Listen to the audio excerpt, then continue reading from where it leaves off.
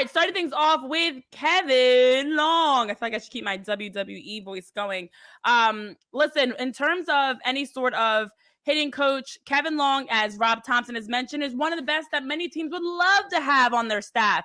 And the team was able to slash this season a 257, 325, 425 with the finish of 7th across the league in home runs, 4th in doubles, 4th in OPS, and also the team average in the NLDS, a .186. There were 3 players that had a chance to go to the 2024 All-Star game. A lot of this because of Kevin Long's and what he brings in his tutelage of teaching.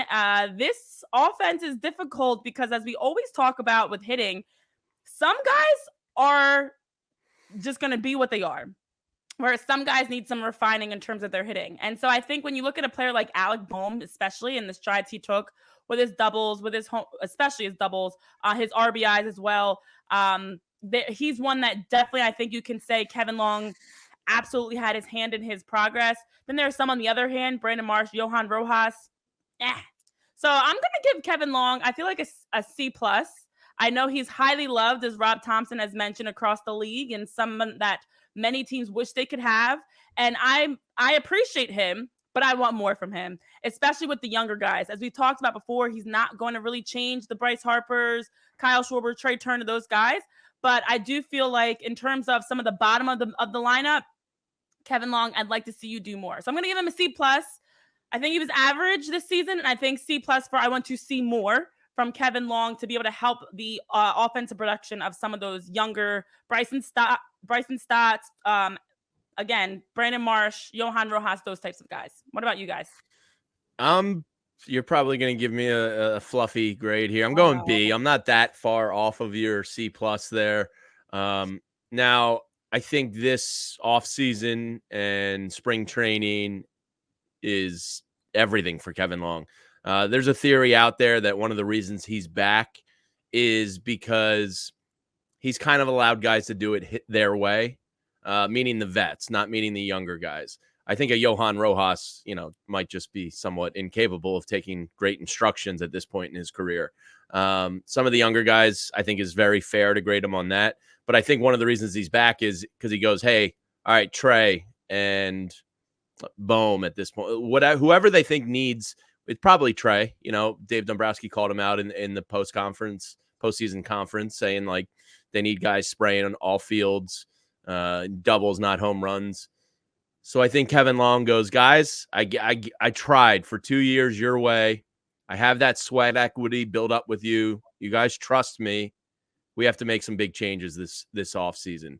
And I think if a new hitting coach comes in, you don't have that opportunity to say, hey, Trey Turner, we're going to change everything you do. I know you don't know me yet. I don't have that foundational cornerstone with you yet, but I'm going to ask you to change everything. I think that's a hard ask. I think if you bring Kevin Long back, it's a little easier to say, all right, guys, tried it your way. Now we're going to make some changes. I need you. My job is on the line. I need you to follow me and trust me in this.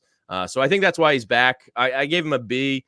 I didn't want to be too hard on him because I don't think he can make, Bryce Harper, Nick Castellano, or excuse me, those were the good two. Kyle Schwarber, JT Realmuto, Trey Turner, Alec Bohm. That's on them when it comes to a playoff series. Their approach overall, I think that's where you can critique them. But I do think this offseason is going to change some things with Kevin Long in the hitting approach. Yeah, I think that it's a difficult task to grade a pitching coach and a hitting coach because how much credit do they get for success and how much flack do they get for failure, right? Because too much and too little. Yeah, and I think that it's just naturally going to happen because you can't fire the players more times than not. So you consider talking about firing a coach or promoting a coach, losing a hitting coach or losing a pitching coach to becoming a manager if they do well.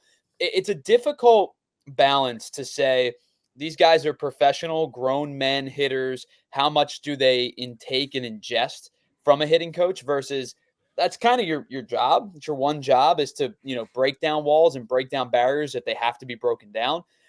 So I think with this team, it is a veteran-laden team. You even bring up like the young guys, right? Like how many young guys are left on this team? We still view Bryson Stott as young. He's not as young as people perceive him. We still view Brandon Marsh as young. He's not as young as people perceive him. The only starter, like everyday kind of, pseudo everyday starter on this Phillies roster is Johan Rojas, right? And the rest of them are, they're 26 to 28, and then you've got your vets, your 30 plus guys who have been around for a really long time. I don't know how much a hitting coach is going to mold a veteran group, and that's to your point, Jamie, where you say like, okay, we've done it your way, and I've give you leniency. Now I need to be a little bit more strict. I don't know how that plays. I don't know how that quantifies in, heading into 2025. I think because numerically speaking, this team was a very good regular season team. They had a drought for a month, basically, where offensively they looked inept. They were incredible through the first 60 games. They kind of got back to form in the last, 30, 35-ish or so. And then there was a dip in the middle somewhere. But you sent 3 guys to the All-Star game. Bryce Harper was a borderline MVP candidate before his injury, back-to-back NL Player of the Month. Kyle Schwarber was tremendous. I thought he was probably the guy that took the strides the most in terms of, taking a different approach and running with it. Nick Castellanos dug himself out of a hole. It's pretty well documented.